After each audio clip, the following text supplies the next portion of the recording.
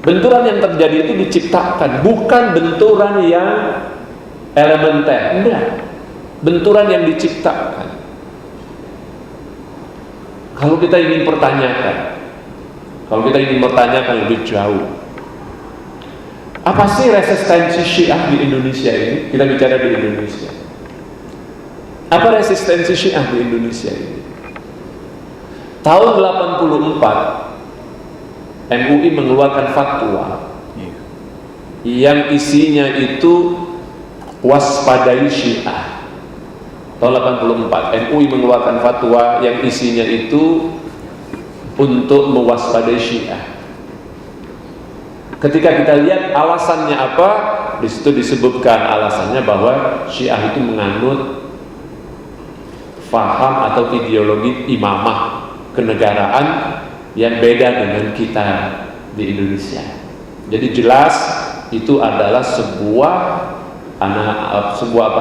argumentasi politik.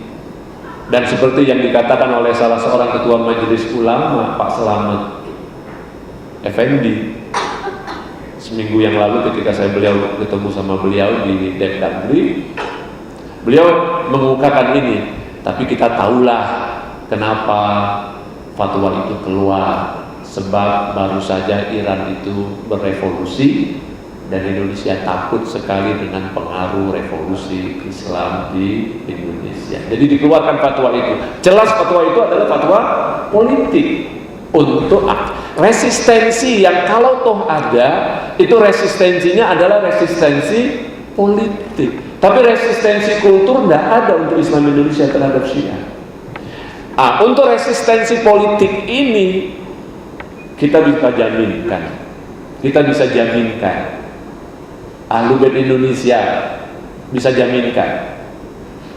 Para pengikut Syiah di Indonesia ini bisa jaminkan resistensi politik itu untuk Indonesia tidak akan pernah ada dan tidak akan terjadi. Sebab orang-orang yang menganut faham Syiah di Indonesia ini, dan ini sudah menjadi prinsip kita, sudah menjadi bagian daripada filosofi kita, bahwa kita ini setia kepada negara Indonesia ini, setia kepada NKRI ini, kita setia kepada Undang Dasar 45, dan kita juga setia kepada Pancasila. Tidak ada resistensi itu. Kalau kemudian ini diangkat bahwa Syiah itu punya konsep imamah, Syiah itu punya prinsip wilayatul faqih, itu mereka harus paham apa sih sebetulnya prinsip imamah itu secara umum, dan apa itu yang namanya prinsip wilayatul faqih.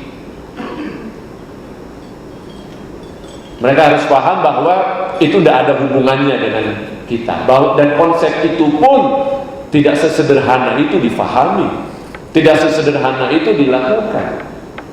Kita ambil contoh, kalau ini dianggap satu masalah ya, Irak sekarang ini adalah sebuah negeri ya yang juga multi mazhab. Di sana Syiahnya kuat, Sunninya juga kuat, ada Kurdinya, ada yang berfilosofi nasionalis. Walaupun Syiah di Irak itu adalah mayoritas, ya, Syiah di Irak itu mayoritas, tapi tidak ada sebuah pemaksaan untuk misalnya melaksanakan satu prinsip kenegaraan Syiah dalam tanda kutip wilayatul faqih sebagaimana yang dikembangkan di Iran. Di Iran itu sesuai dengan Irannya. Di Iran sesuai dengan negeri Irannya, dengan masyarakatnya, itu adalah tuntutan masyarakatnya. Mau berjalan konsep mereka, boleh mereka jalankan. Tapi di Irak berjalan dengan sistem yang lain. Nah di Indonesia, kita punya Indonesia, kita punya prinsip-prinsip keindonesiaan. Kita orang Indonesia. Betul, kita memiliki ikatan emosional dengan Syiah di Irak, ikatan emosional dengan Syiah di mana? Di Irak. punya ikatan emosional dengan Syiah di Saudi, dengan Syiah di Lebanon, dengan Syiah dimanapun. Kita punya ikatan emosional dengan mereka. Tetapi kita adalah Syiah Indonesia. Maka itu namanya Ahlul Bait Indonesia. Kita Indonesia. Dan karena itu resistensi politik, kalau ini dikhawatirkan, dijamin nggak bakalan terjadi. Dan kalau kemudian ada orang yang mencoba menghasut keberadaan Syiah itu seperti di fatwa MUI itu, bahwa Syiah itu bisa menimbulkan atau membahayakan NKRI, itu sebuah kebohongan yang besar. Justru sikap-sikap radikal itulah yang akan seperti yang tadi disebut, akan membahayakan NKRI kita. Perlu belajar apa yang namanya negara kesatuan, perlu belajar apa namanya prinsip-prinsip kesatuan di negeri ini.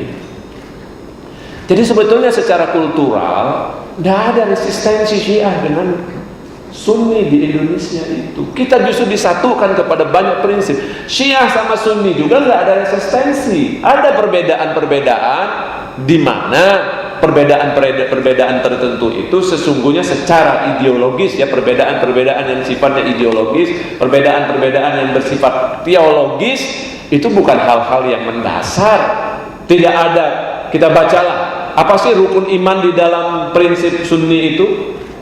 Kita sebut ada 6 rukun iman disebut. Apa sih sebetulnya prinsip-prinsip tauhid di dalam Syiah itu? Apa sih rukun Islam di dalam Sunni itu? Apa sih sebetulnya dasar-dasar yang bisa dipakai di dalam Syiah itu? Kalau kita melihat kepada prinsip-prinsip dasar di antara dua belah pihak ini, maka tidak ada resistensi. Tidak ada hal yang harus dihadap-hadapkan.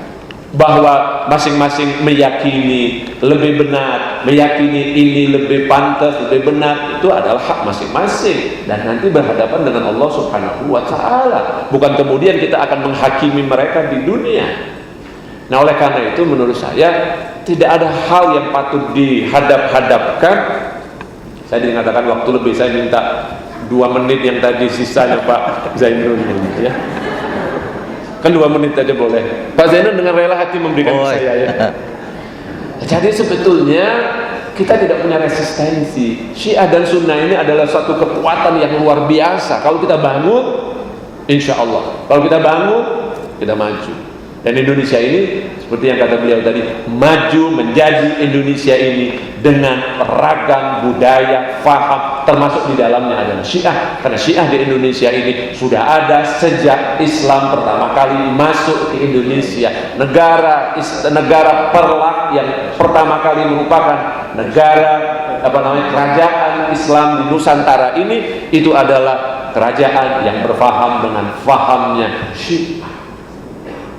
Bukan hal yang harus dipersoalkan. Karena itu ironi kalau kemudian ada orang bilang Syiah di Indonesia itu harus tiada, damai Indonesia tanpa Syiah. Itu sebuah ironi yang luar biasa, ya.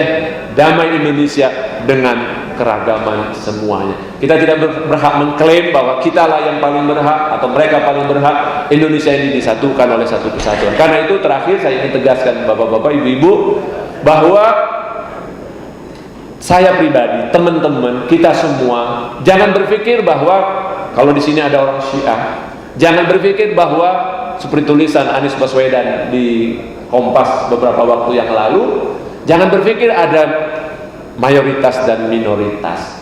Orang Syiah tidak boleh merasa bahwa dia minoritas di negeri ini. Tidak ada minoritas. Dan orang Sunni tidak usah berpikir bahwa mereka adalah mayoritas. Tidak ada itu skema minoritas dan mayoritas. Kita adalah orang Islam sebagai Muslim, dan kita adalah orang Indonesia. Tidak ada minoritas, tidak ada mayoritas. Bahwa kita adalah satu. Kita adalah Muslim, kita adalah orang Indonesia.